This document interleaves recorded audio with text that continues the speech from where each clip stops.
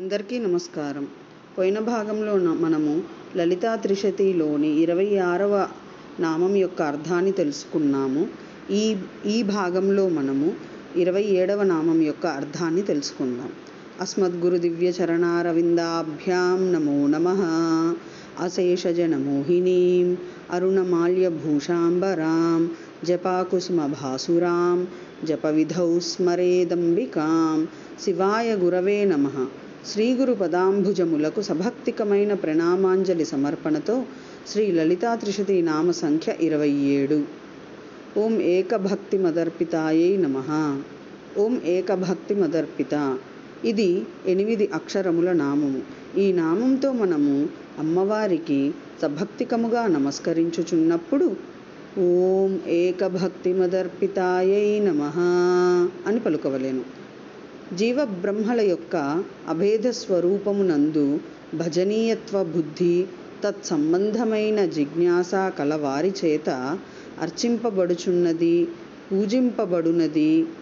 ఇది స్తోత్రము చేయబడునది, ధ్యానింపబడునది, నమస్కరింపబడునది మొదలగు వానికి ఉపలక్షణము. మనసా ధ్యాయంతి.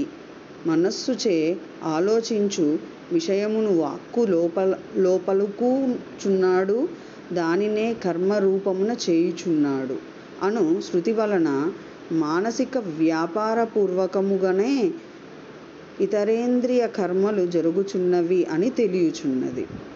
అథవా ఈ సంసార చక్రమునందు తత్వరూప పరిజ్ఞానము గల కొంతమందికి మాత్రమే భజనీయత్వ ప్రయత్నము తదేక ప్రణవత్వము సగుణ బ్రహ్మ విషయకమున అయిన భక్తి 8 విధాలుగా నుండును.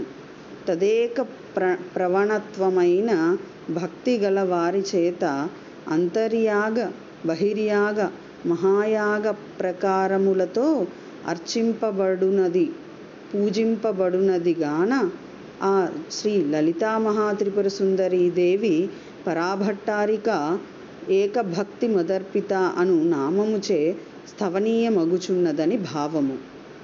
ఓం ఐం హ్రీం శ్రీం ఏకభక్తిమదర్పితాయై నమః. శివశక్తి రూపాయ నమః శివాయ. ఓం ఐం హ్రీం శ్రీం శ్రీమాత్రే నమః. సర్వం శ్రీ సద్గురు దివ్య చరణారవిందార్పణమస్తు.